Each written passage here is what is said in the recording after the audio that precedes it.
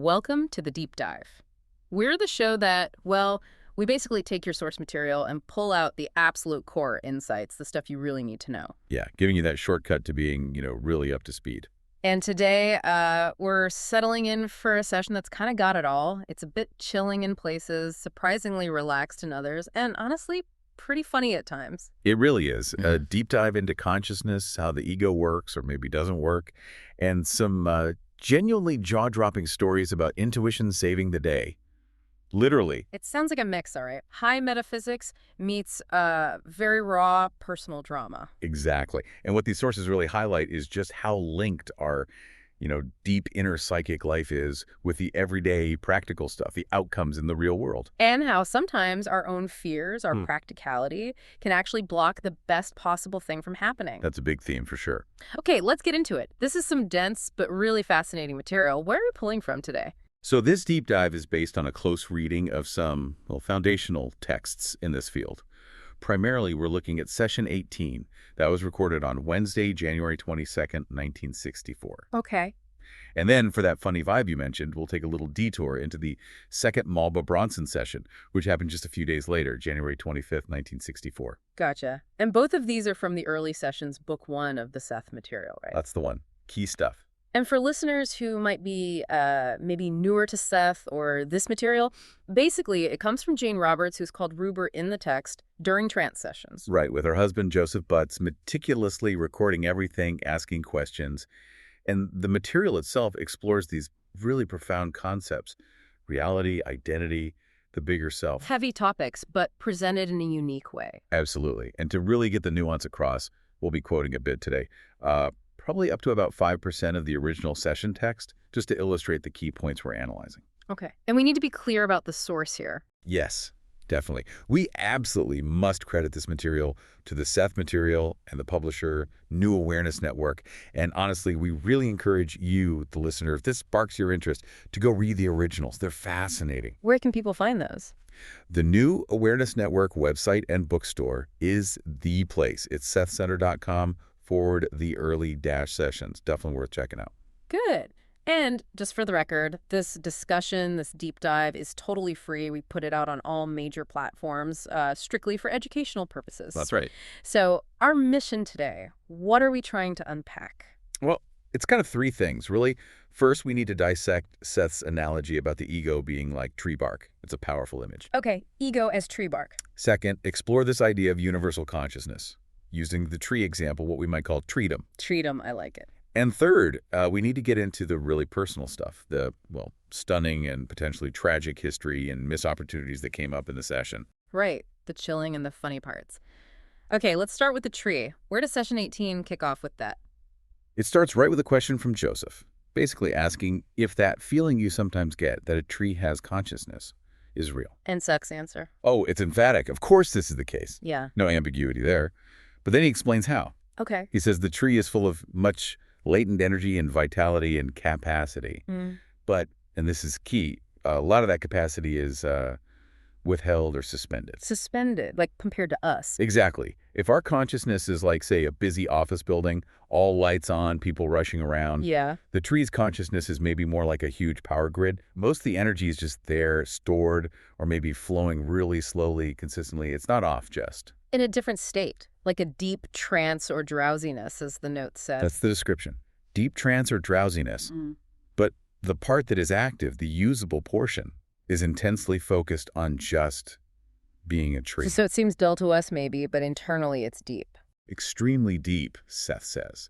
Focused on its inner senses, its connection to the earth. Okay, so what are these inner senses, this cheatum? Well, they feel a profound oneness with the earth itself, its properties, and they experience their own growth, like constantly, acutely. How does he describe that feeling of growth? It's incredible. He says they feel they're growing. They listen to their growing as you listen to your own heartbeat. Wow, like a constant internal symphony. Right. A living monument to itself, just constantly aware of its own expansion. Okay, if it feels growth so intensely, it must feel distress too, right?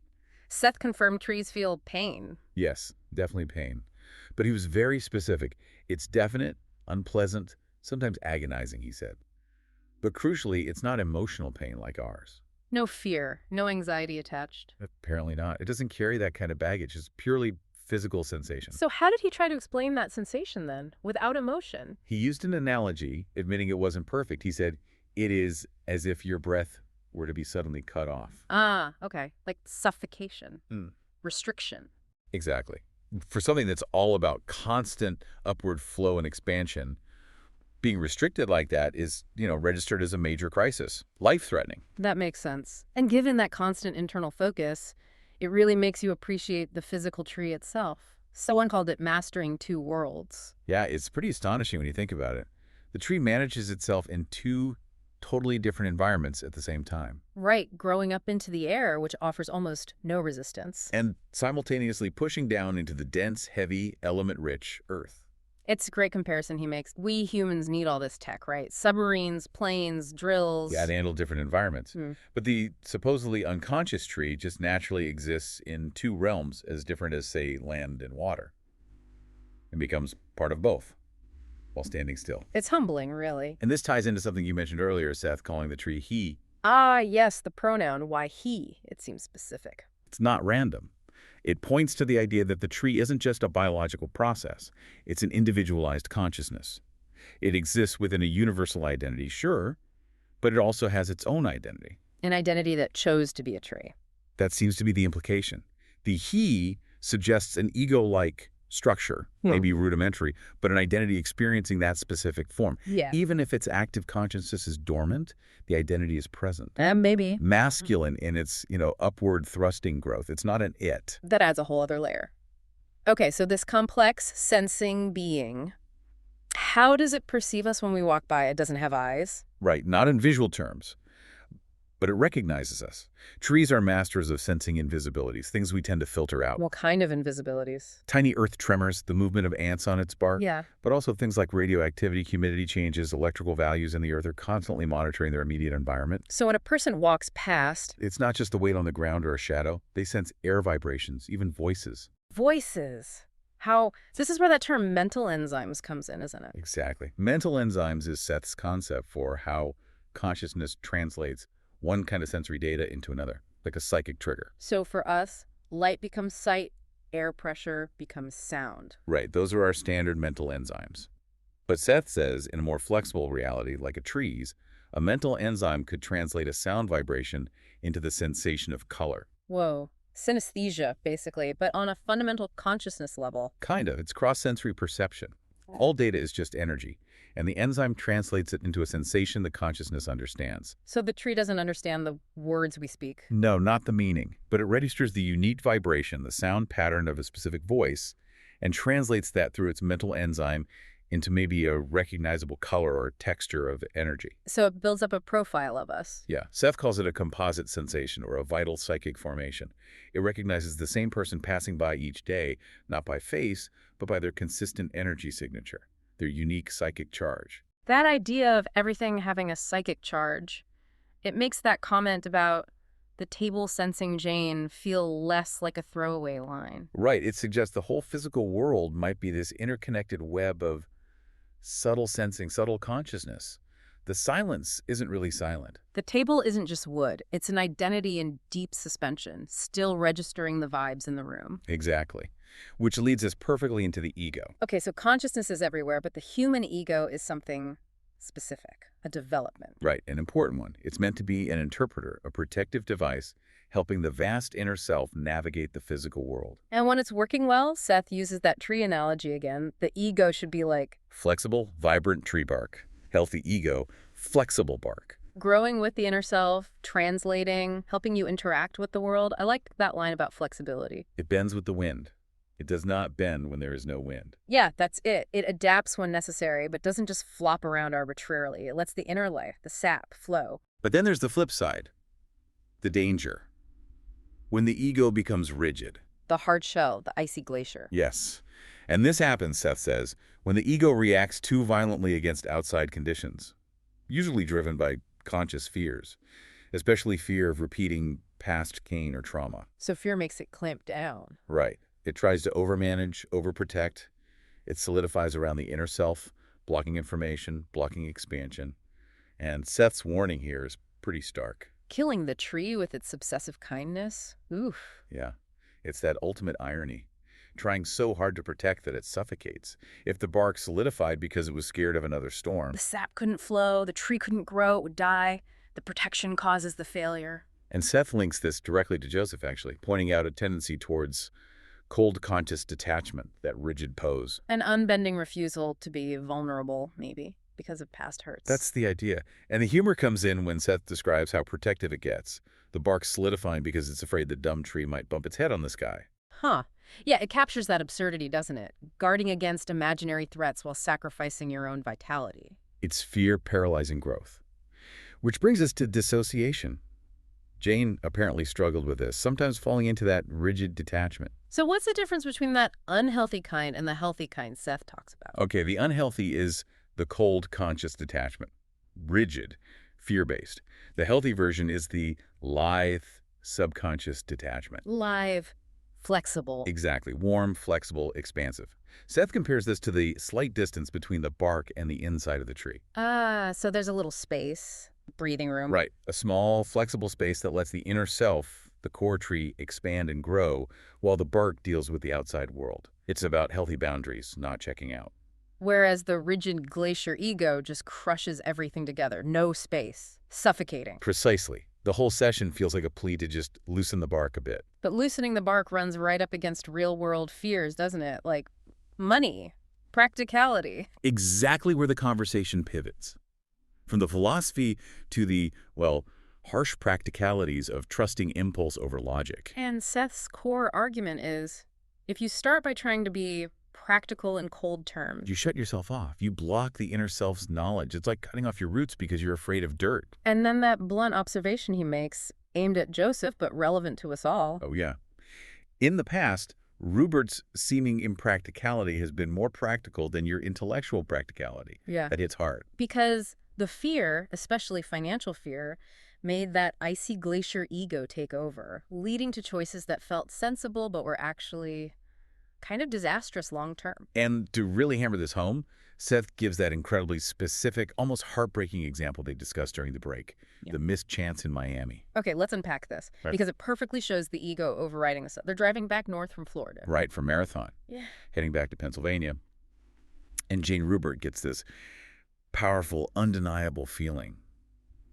Stay in Miami. Joseph feels it too, apparently. But the practical fear kicks in. Hard. Specifically, the money.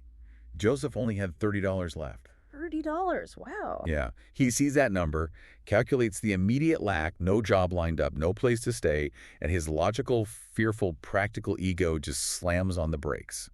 He prioritized the cold, hard number over the strong gut feeling. So they kept driving north. They kept driving north. And the really gut-wrenching part is Seth then detailing exactly what would have happened if they'd listened. The universe had a plan. Okay, what was the plan? It was incredibly specific. If they'd stayed, Rupert would have immediately spotted an apartment on Dunlop Street. She'd have somehow charmed the landlord into taking just 1 week's rent up front instead of the usual 2 months deposit. Okay, step one, them. Within days, she'd have landed a job at a supermarket 3 blocks away. Steady income for about 7 months. So that seemingly shaky start was actually the foothold. Is the crucial stepping stone. Because then, Joseph would have quickly found work in an advertising firm, which would then lead to Jane getting a better job at an art gallery. And eventually, Joseph would join her there, both of them moving into their ideal creative fields. Wow. A whole different life path laid out. Completely. And the ultimate irony, the punchline Seth delivers, is aimed straight at Joseph's money anxiety. If they had taken that seemingly reckless, impractical path, Yeah. their current psychic work, the Seth sessions themselves, may prove extremely practical in terms of that beloved financial god. Huh. The impractical impulse was the only truly practical path to financial security and fulfillment in their chosen field. Exactly. Failure to loosen the bark cost them dearly there. And this ties into what Seth says about artistic success, too. Right. How does that connect? He says excellent art always works. Its energy is clear. But while the artist is alive, the art have to compete with the artist's own personal vibrations. So if you're radiating fear, rigidity, that icy glacier vibe, You're basically undermining your own success. You're putting out conflicting signals. Opening up, Seth says, isn't about being fake or dishonest. It's about becoming. What was the phrase? Large enough to contain the knowledge of good and evil in people, and to observe it as part of what is. Accepting reality without letting fear turn you rigid. Accepting without freezing. Okay, so Miami was a tragedy of missed opportunity, but then the session flips, right, to catastrophes that were avoided. Yes, and this is where it gets really dramatic. The high stakes part. Times when they did listen to impulse, even when it looked like chaos, and it saved them. Starting with leaving Sayre, Pennsylvania. Exactly. Seth confirms Rupert's compulsive feeling that you should leave Sayre was absolutely correct. That single decision averted multiple disasters. Okay, what was disaster number one they avoided? If they'd stayed in Sayre when they first got back from Florida, they would have made a terrible mistake out of pity and obligation. They'd have tried moving in with Joseph's parents to support them financially. Which sounds noble, but Seth says it would have had disastrous psychic effects, completely suffocating their own lives, their work, their sanity. Again, practicality, trying to support family, leading to psychic ruin. wow. Okay, what was the second danger? This was more direct for the parents. If Joseph and Jane had stayed in Sarah any longer, his parents, who'd already had some accidents, might have had another one, but fatal this time. Leaving when they did seems to have, cleared the air psychically. Okay, 2 down. Then there's the Florida incident, the really intense one. Right, well, Jane was working at that supermarket in Marathon. She was getting really anxious, hated the manager, Mr. Burrell, had her thyroid issue flare up. All that turmoil. Yeah. Seth reveals it was her intuition practically screaming, forcing an escape because it knew what was coming. And what was coming? Something involving her father. Yes, a fatal confrontation. The sequence was apparently this. Mr. Burrell, the manager she disliked, was planning to come to their trailer to basically say, don't worry about the small amount you were short on the register. Okay. Jane's father, who apparently often ignored his own gut feelings, would have been there and likely invited Burrell out for drinks. A friendly gesture, seemingly. But it wouldn't end friendly. No. At the bar, a drunken argument would start, initiated by the father, possibly over flirting with a woman named Midge. And in that fight, Mr. Burrell would have fatally wounded Jane's father. Oh my God, and Jane would have witnessed it. Potentially, yes. So her panic, her physical symptoms, the mistake on the register, hating the job, all that messy, impractical emotion was her inner self creating maximum friction to get them out of there before that could happen. It had to override her conscious mind. Exactly. Seth says she set up the worst fuss of which she was capable to get out, and thankfully for you both, she succeeded. Because her conscious mind was trying to be polite, practice gentleness, respect Joseph's judgment. The intuition had to resort to chaos. Sometimes the warning has to be loud and unpleasant. It seems so. And the final avoided disaster was maybe the most direct threat to Jane herself. The plane crash. Yeah. If Joseph hadn't agreed to leave Florida when they did, overriding the practicalities because Jane was falling apart, she would have likely taken a different job as a radio announcer in Elmira. Okay, and that job. Would have required her to take a private plane to Minneapolis at some point. And that specific plane was destined to crash, killing everyone on board. So Joseph stepping in, agreeing to leave despite the lack of money. Seth states it plainly. Joseph literally saved her life. And by forcing the issue about leaving Sayre earlier, Rupert saved Joseph's parents' lives. Incredible. So they missed the best path in Miami? But they had enough sense, enough connection to that inner knowing between them to dodge the absolute worst, most tragic paths. That's still a huge win for intuition. Definitely. Wow. Okay, after all that intensity, Seth then shifts focus a bit, right, to family dynamics. Yeah, it's like, okay, you've averted death. Now let's look at the subtle psychic pressures within Joseph's family. It connects back to Joseph's own struggle with impulse and practicality. What was the main advice there? Something about his younger brother, Dick. Yes, a strong recommendation to stay in closer touch. More letters, more visits, at least every 2 months. Why the focus on Dick? Because, according to Seth, Dick lacked Joseph's strongly developed ego core. He didn't have that protective shell, even the potentially rigid kind Joseph had. Dick was like a snail without a shell. Psychically vulnerable? Extremely. Needing affection, connection, almost like needing Joseph's stronger energy field to help shore him up. And Seth analyzed Dick's hobbies, too. House planning. Yeah, I saw it as a compensation. Dick envied Joseph's artistic talent, that magical ability. So house planning was his way of finding his own form of, creation projection. And the other brother, Lauren, with the trains, same idea. Similar lens. Lauren's dilly-dallying with trains was seen as compensating for envy of Joseph's almost magical art, fueling a sibling rivalry, a desire to sort of win their mother's affection or validation over Joseph. It paints family dynamics as having these deep psychic undercurrents. And then the father, described as tragic. A most tragic example of impulse frozen into inactivity. It comes right back to that ego metaphor, doesn't it? The icy glacier again. Totally. The father apparently had strong instincts, a powerful inner self trying to guide him. But he didn't trust it. Influenced by his own mother and then his wife, his impulse just froze. And that led to resentment towards Joseph. Yes. His own creative impulses were blocked, channeled into futile work on material inventions that never panned out. So he resented Joseph's ability to just create, to make these magical projections of reality into paintings. Joseph's art was the freedom the father denied herself. Exactly. His inner power was so encased by fear that he could not manipulate in the physical environment at all. His practicality became total immobility and resentment. Understanding that background must have been huge for Joseph, understanding his own relationship with practicality and fear. Okay, that is heavy stuff. No wonder they needed a change of pace. Which brings us, 3 days later, to Malba Bronson, the promised humorous and funny vibe. Yes, a complete shift. From Seth's deep philosophy to, well, Malba. It shows the sheer range of what they were dealing with. And they really set the scene for this one, didn't they? Dark room, red cloth. Oh yeah, very theatrical. Windows shielded, dark clothes, red cloth on the table. Just a dim red Christmas candle for light. Jane apparently spent ages just staring at her hands in the dimness to get into trance. And the personality that came through. Malba, different voice. Same voice, Jane's, but different rhythm, different phrasing, and lots of weird, frequent laughter. The notes describe her as having rather mediocre intelligence. A bit petulant, maybe shallow. Okay. What was her story? Pretty straightforward, really. Malba Skilcock. Grew up with an aunt. Parents left early. She mentioned that a lot. It seemed important to her. Married at 18 to Mr. Bronson, a factory foreman. Oh. She pronounced it Decatur, South Dakota, which Joseph and Jane found amusing because they couldn't actually find a town with that name on any map. Ah, okay. And her life was? Seemingly pretty unremarkable, which makes her death scene quite poignant in its ordinariness. How did she die? It was 1946. She was in her farmhouse kitchen, washing dishes at the sink, looking out at what she called the dreary flat landscape. Saw a pickup truck, felt a sharp pain in her chest, heart attack, fell down, broke a plate. Just like that, the broken plate. And then, confusion. Total confusion. She described immediately running out across a field trying to get help, not realizing she was dead yet. Until Until she went back to the house and saw her own body on the kitchen floor. That's when it started to click. Okay. And this leads to her big complaint, the source of the humor. Yes. Her main, enduring post-mortem bitterness. It's so human.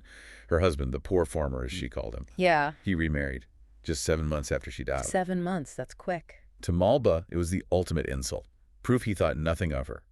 She was still bitter about it, even years later in 1964. She was also annoyed that after he died, the second wife went to live with Malba's son in California. Holding on to those domestic grievances from the other side. Absolutely. It's a great reminder that, crossing over doesn't automatically make you enlightened. Some people just stay annoyed about stuff. So what else did Malba report from her plane? Well, she confirmed she's still female. She looks solid, not transparent, but she can dematerialize if she wants to. Okay. Environment? Time. Vague. No real sense of time passing, no light or dark as we know it. She said she often finds herself doing things without knowing how she started. Kind of fits with that mediocre intelligence description, maybe. Perhaps. Did she feel she knew more? Yeah, she agreed everything was easier, and she knew more than on Earth, but couldn't really explain how or what. And then the clergy. Oh, this is the best bit. She was apparently highly amused by the situation of deceased priests, ministers, clergy members. Well, what was so funny? Because they'd spent their lives believing and preaching one very specific version of the afterlife, only to get there and find it was nothing like they had said it would be. The cosmic rug pull. Exactly. Imagine having that rigid, icy glacier ego built entirely on one dogma, and then reality hits you. How did they react? According to Malba, some were furious, angry. Their life's work was, well, wrong. Others were just confused, puzzled, hurt, still trying to categorize everything and make it fit their old system. The experts are the most lost. That's the irony, isn't it? The ones most certain were the most bewildered. A perfect payoff for flexible thinking versus rigid dogma. Did she mention anyone else she knew? Yeah, she saw Jane's old friend, Father Trainer, and couldn't resist a bit of gossip. He is still fat. Huh. And her husband. Did she connect with him? Nope. Still holding that grudge over the 7-month remarriage. Refused to contact him. What about Seth? She recognized him, called him a philosopher, admitted he was smarter than I am. But she said she liked Joseph and Jane because they don't make fun of her, shows her sensitivity, maybe feeling judged. Interesting. And the session ended with a nice little detail, right? The cat. Yeah, Willie the cat. As Jane was finishing up, Willie became very insistently affectionate, climbed into her lap, purring loudly. Connecting back to that idea of animal consciousness, sensing the energy. Seems like it. The notes even mention his eyes looked unusually dark, just like Jane's did during deep trance. Maybe he's grounding the energy, offering comfort after all that intense talk. A silent What participant. a lovely way to round it off. Okay, so wrapping up this incredible deep dive from trees to near-death experiences to afterlife gossip, what are the main takeaways for you, the listener? Well, two big ones stand out for me. First, that absolute necessity of the flexible ego, the vibrant bark, not the icy glacier. Right. You've got to allow your inner self to expand and resist that temptation to let fear freeze you into that rigid shell of obsessive kindness. Exactly. Ask yourself, is this decision coming from now, or is it a reaction to a storm from way back when? The glacier ego prioritized $30 over a whole life path. Don't suffocate yourself. Okay, takeaway number 2. Trust your gut. Trust that impulse, even when it looks messy, chaotic, or totally impractical by normal standards. Like Jane's panic in Florida. Precisely. That intuition, however it shows up, is often your best defense, seeing dangers far down the road that your logical mind can't grasp. And Seth's final point was kind of reassuring, wasn't it? They missed the best path, maybe. But they had the wisdom, the connection between them, to avoid the worst paths. Dodging disaster is its own kind of success, a huge win. Absolutely. And look, if any of the inner senses, the consequences, the psychic history grabbed you, we really do recommend checking out the source, the Early Sessions Book 1 of Seth Material via the New Awareness Network. Again, that's sethcenter.com, the Early Sessions. There's just so much more there. Definitely. Which leads us to our final thought for you to ponder, kind of tying the tree and Malba together. Okay. If pain and pleasure are maybe the core aspects of all consciousness, from the tree feeling its growth to, well, maybe even the rocks under your feet, and if even the table is sensing your presence, what percentage of the world you think of as inanimate is actually contributing its own subtle, vital psychic charge to your reality interacting with you right now? Makes you wonder what conversations your furniture's overhearing. Something to think about. Until next time, keep digging deeper.